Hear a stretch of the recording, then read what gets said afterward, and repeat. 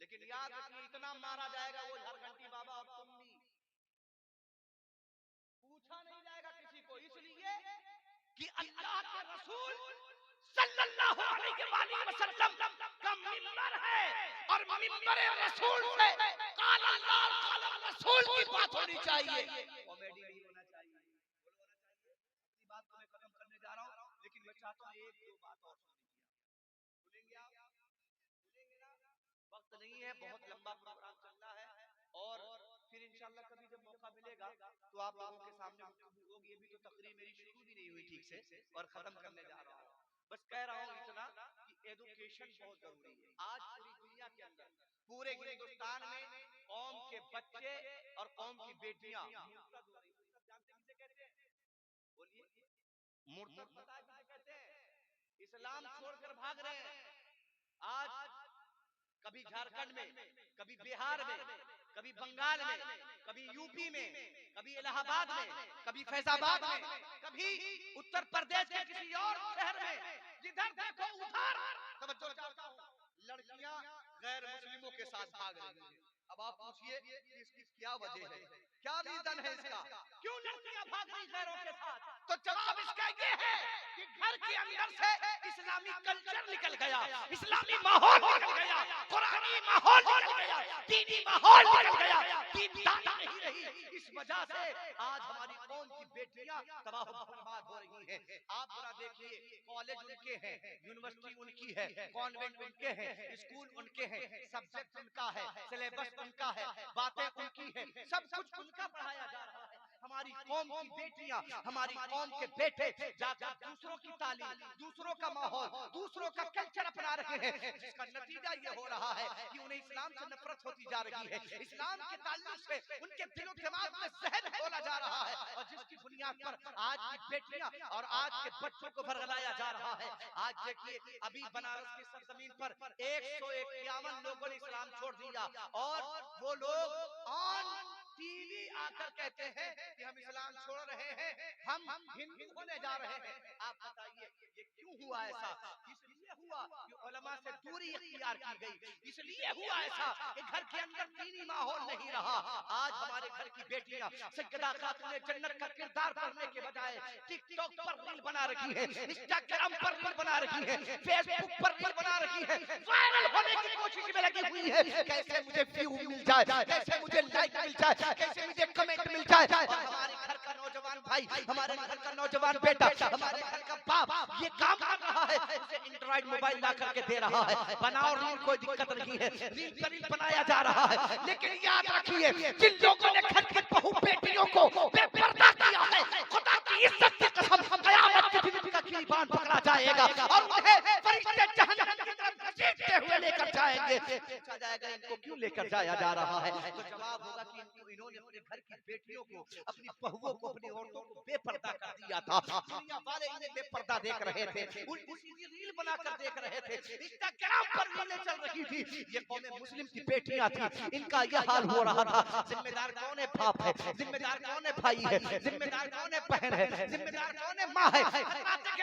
कहने का मकसद ये है, अल्लाह व तआला अपने हबीब अलैहिस्सलातु वस्सलाम के सदके हमें हिदायत अता फरमाए। मिल्लत के नौजवानों, याद रखिए, दुनिया में अगर तबाह बर्बाद होना है तो आप यहूद और नसारा का कल्चर अपना लीजिए। अगर दुनिया भी आबाद करनी है और कब्र को भी आबाद करना है, मैदान महशर को भी आबाद करना है, तो मुस्तफा जाने रहमत का किरदार अपना। अल्लाह ताला, बस यही इंशाल्लाह यही पर बात खत्म हो रही है। सबसे पहली चीज ये है कि एजुकेशन, और एजुकेशन मौलाना साजिद साहब ने बताया कि 2 साल से मदरसा बंद। ये बहुत अफसोस की बात है। ये 1 मिनट बात कर लेता हूं इस पर। 2 साल से मदरसा बंद था।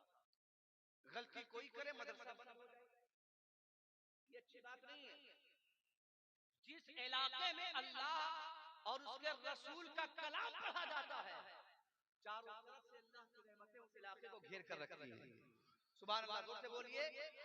मौलाना साजिद साहब मदरसा स्टार्ट करके चला रहे हैं, इनके बाजू की ताकत बन जाइए और बोलिए हजरत सिर्फ कुरान पढ़ाइए, हदीस पढ़ाइए, अपने बच्चों को आप इसमें अंग्रेजी भी पढ़ाइए, कंप्यूटर भी सिखाइए, इंग्लिश भी सिखाइए, हिंदी भी पढ़ाइए, ताकि हर मैदान में आपका बेटा अगर मुसल्ले इमामत पर इमामत की जरूरत पड़े तो नमाज भी पढ़ सके, अगर कुरान खानी की जरूरत पड़े तो कुरान भी पढ़ सके, अगर तकरीर की जरूरत पड़े तो तकरीर भी कर सके, और अगर किसी मैदान में आकर लेक्चर देने की जरूरत पड़े तो वहां लेक्चर भी देता हूं।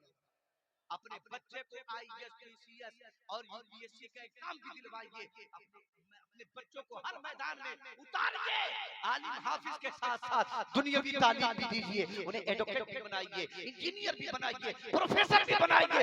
खुदा की इज्जत की कसम, तरक्की और कामयाबी हाथ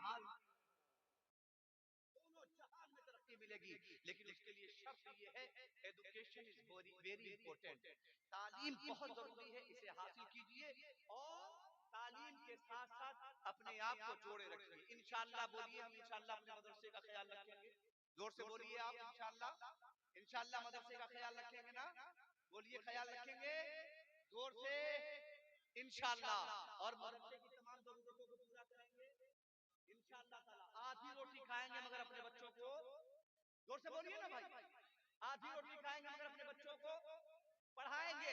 और एक बात, जाते जाते अपने इलाके में एक लेडीज स्कूल भी खोलिए, बहुत जरूरी बात, लेडीज स्कूल भी खोलिए।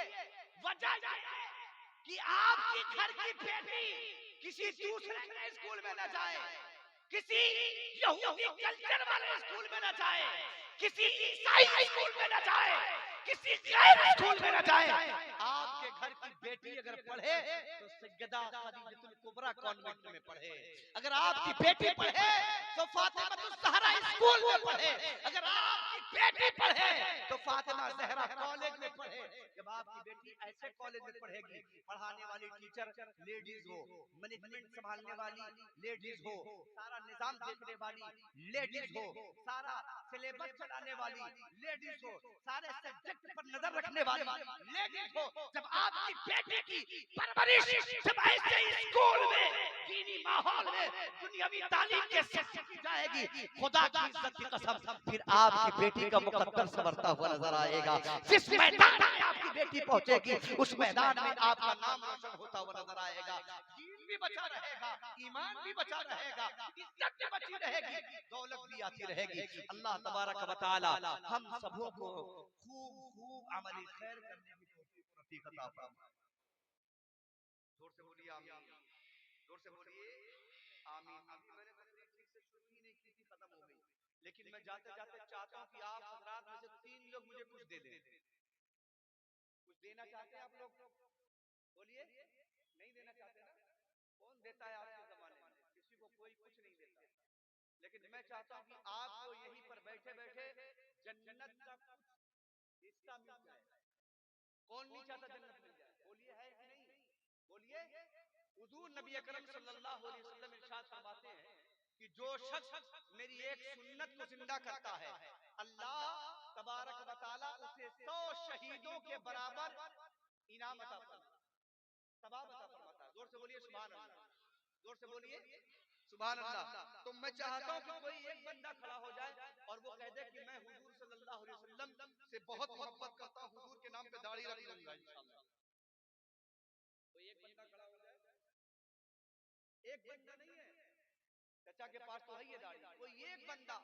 यार देखिए जलसे रोज होते हैं, लेकिन जिंदगियां कभी कभी संवरती हैं। कोई एक शख्स ऐसा खड़ा हो जाए, माशाअल्लाह, खड़े होकर के बोलो ना भाई, नहीं रखना है आपको तो खड़े होकर के बोलो ना सुभान अल्लाह, बढ़ाओगे ना इंशाअल्लाह, तो खड़े हो जाओ सुभान अल्लाह।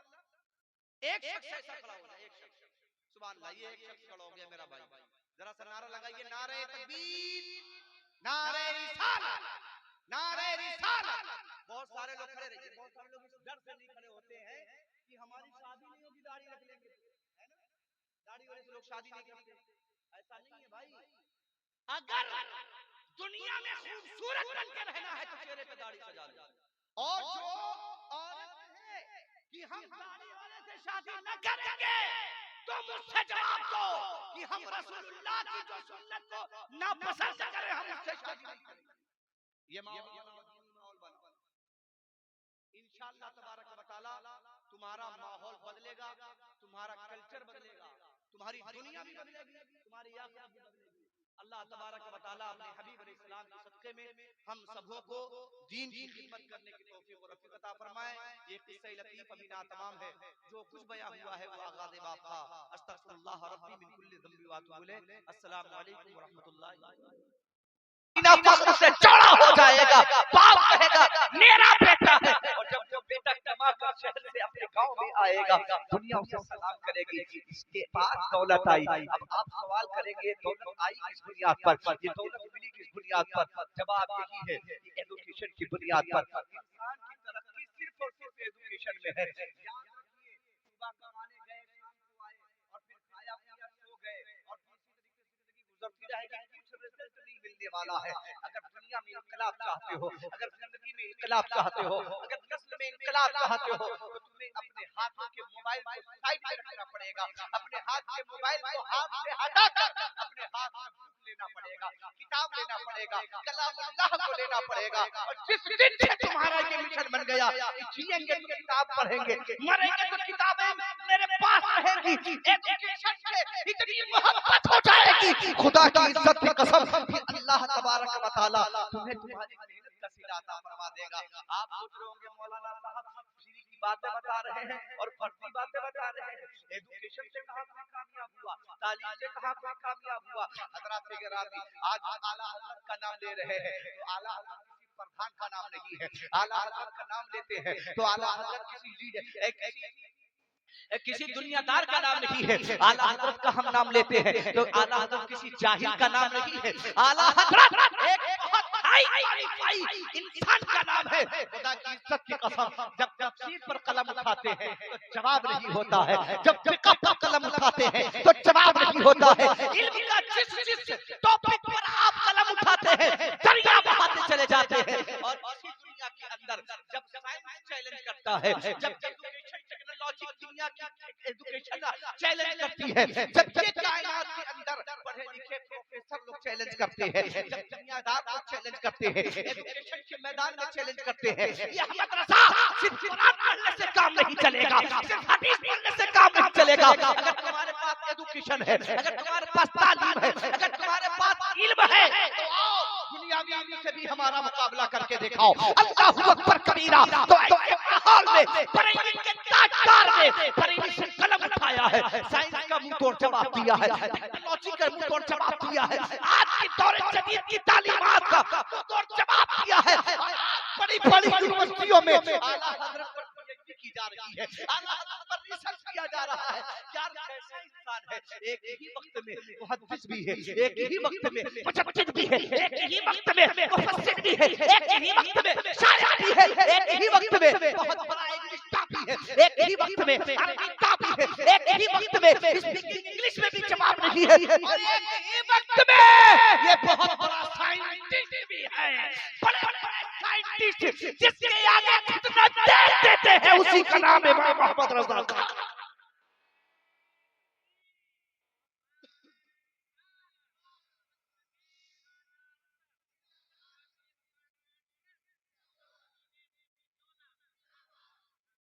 एक शख्स में इतनी चीजें जमा हो गई, क्या आप नहीं कर सकते?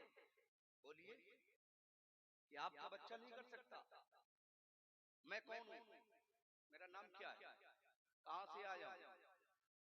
कहां का रहने वाला हूं? मेरे फादर का नाम क्या है?